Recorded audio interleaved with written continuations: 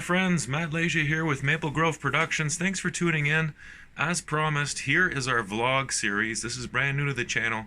Now you may have seen some vlogs already show up on the channel, and the reason for that is that in my maple syrup video, I talk about this a little bit. I've got all kinds of maple syrup footage of all kinds really, that I've been collecting over the years, just sitting in my archive folder. So I figured I might as well use that and allow everyone else to get some use out of it as well. There's a lot of good information in there. There's a lot of times where I was following my grandfather and my uncle doing the maple syrup, working around the house, doing all kinds of things, and they obviously have a wealth of information, much more than I do. So I thought it was important to capture that and share it with the audience. Now, as I was saying in my maple syrup video, Great Canadian Adventures #1, this is going to be a vlog series that's going to be very raw, if you will. It's going to be unrefined, unedited. So just bear with me. I'm going to try and make these videos as short as possible, just to bring you guys up to date on what's going on here at the farm, for anybody that might be interested, and then maybe you guys can share your own stories and victories and challenges that you've been facing along the years in your own homestead or farm, or even urban farming is huge, and it's something that I want to cover here on the channel as well. So what are we up to here at Maple Grove Farms? Well, it is February the 8th today, and February 8th, as you probably know, if you make maple syrup and you live in Eastern Ontario, it does fluctuate from one area to the other. But this is about the time of year where you should start getting things ready, because end of February, typically for us, early March is when things get full swing. So I want to be prepared. As I mentioned before, I have lots of stuff here in the cabin that needs to be done. Still, everything, all the buckets and everything are still in garbage bags, so it's kind of an eyesore, but I mean, it is what it is. And today, it was some weird weather. We got 0 degrees mostly all day. A little bit of melting going on in the morning, but also there was some freezing happening later on in the day. So now it's starting to cool down, so all that snow and ice that's melted is going to become ice, and yeah, so it's going to be a little dangerous, a little tricky to traverse the countryside, but you know, trying to get ready for this maple syrup season that's coming up. As I promised, I will include everything that I'm doing here on the vlog. Well, not everything, but most things that'll be of interest to folks. And like I said, I want it to be 5-10 minutes max per video. So this is kind of setting the stage for what the vlogs are going to be all about. And again, the other vlogs that I posted were from 2018, actually as far back as 2012 and 2013, 2014. So that whole decade pretty much is what is up to this point. But from this point on, it's all 2019, and it's all going to be current. So thanks for joining me for this. Some things I can share with you again was we're cleaning up the cabin here. We're getting things ready. I did replace the chimney, as I said. It needed to be done. My grandfather did let me know when I first moved here and bought the house that the chimney was not made. I think it was made from some type of vent tubing, so it wasn't really weatherproof. It wasn't made to stay outside. That's so windy outside, it just closed the door on me. But I had to replace it. So there was a sale at the store nearby, and they were selling wood stove piping, so I went and bought a whole bunch of it, replaced it. But there was one part at the top that had kind of a hat. I'll show you that here in a second, but it was still in good shape, so I didn't want to waste that material. I mean, I would have found a use for it at some point or another. But since it was still in good shape, it had been painted with some weatherproof paint at least, and I figured I'll reuse that, which is exactly what I ended up doing. So I attached the new pipe to the old pipe, and we painted it to try and match the color and also protect it even more. However, something a little screwed up happened. So we ended up getting this paint to finish this thing here. Right? It's all rusty. I think my grandfather, what he used to do is he'd scrape it every year, and then he'd probably coat it or add some type of a paint, high heat resistant paint or an oil. I'm not sure. It was always nice. It was never rusty like this that I can recall. So I'm skipping some type of a step that I need to do. So I went and got this black spray paint that's specifically high heat resistance for wood stoves especially, which I didn't get a chance to use on the stove because we ended up using the whole thing on the chimney.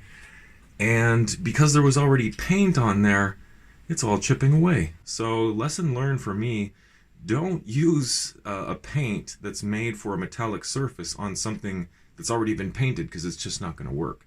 I was hoping to protect the wood stove piping, especially all the little seams in the places where I had screwed in the self-tapping screws. I was hoping to protect that so that it wouldn't rust over time, but I ended up making a big mess here, and I'll show you that now. I apologize for the wind here again, but I wanted to show you this. I promised that I would show you the installation of the chimney. I had to get it done. I was kind of in a time pinch there, so I had to get this up and running sooner than later, so I apologize I wasn't able to share that with you. But there you go again. There's another shot at all the paint that started to chip off.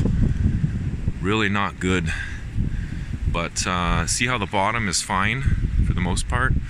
I could still probably come along here with some of that metallic heat resistant paint and just cover up some of these seams here, like this stuff here. This is all going to rust over time. Actually, that looks like it's just dirty, but there's some places here.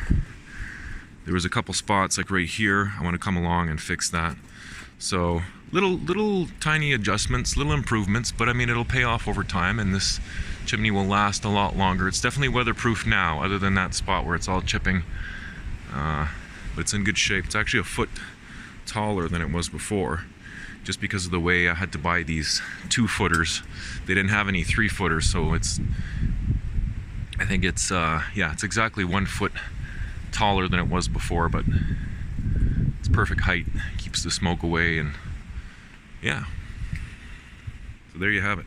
A couple of other really important things to note here is get that creosote out of your pipes if you have any. It's a major fire hazard, especially something like this that's not insured. If this cabin goes up, we lose it, and that's it. There's no replacing it. So be very, very careful. Take all necessary precautions when you can. Use something like this, right? Stick that in the inside of your pipes here. Scrub it real good. Get all that creosote off there. Get all that rust off of there to the point where your pipes are nice and clean. The next step actually for me is going to be replacing these pipes. I'll probably do that next year because it's still in relatively good shape, but that's the next thing to do. And then the heat flashing over there is going to have to be replaced, or an extra couple of layers added to it. I need to put some kind of a corner flashing here to protect the wood. But so all little things here. I did come along with some silicone and fill up all these little cracks so that to minimize on the draft that was coming in before. So it's good and insulated now for the most part, but there's always improvements that can be made. The other thing I need to consider also is our vents up there tend to leak, so I need to come up with some kind of a solution. And oh yes, and another thing is this stuff here. The wood, because of all the moisture in here, the wood just peels away, so I'm gonna have to come along with something, and actually it's coming off pretty good here just with my hand, but I want to get all this stuff off of there so it doesn't fall into our sap as we're boiling it, and then have to, you know, scoop off all that stuff as we're boiling, and you know, you don't want to get any impurities unnecessarily in your sap. So maybe before we start doing any of that, any boiling, I'm gonna have to come here with something and just take all this stuff away, clean up all these cobwebs, maybe sand it down. I definitely have to do the sanding before I start boiling because I don't want to get any of that in our sap. So that's pretty much it. Otherwise, what's going on at Maple Grove Farm? Well, we're anticipating the spring. It can't come soon enough. It's been kind of a harsh winter, all kinds of screwed up weather conditions, wind, rain, snow, lots of snow, which you can probably get a taste of here. This is melted down, all this. It was high. There was a good 2-3 feet of snow not but a week ago. So that's pretty much what we're up to here. Again, I wanted to just get the ball rolling on this new 2019 vlog. So look forward to more of these type of videos, just bringing you guys up to speed on what's going on. And yeah, I'm going to try my best to keep them under 10 minutes. I'm already pushing the envelope now, but there's a lot to say. There's a lot to say. The other videos should be a lot shorter, more concise, and look forward to the videos, especially, as I mentioned, of the whole process from beginning to end to end maple syrup making. You're going to be in this cabin along with me. I would love to do a live stream if I could, but my internet connection here is very bad. So unfortunately I won't be able to do that, but I will, you can join me. I will include you on the whole process. So if you guys are just starting off making maple syrup, this is a perfect thing. So make sure to like, comment, subscribe, hit that little bell icon so you stay up to date on everything that's going on here at Maple Grove Farm. Thanks again for joining me. Appreciate your support, and I will catch you on the next one. Take care.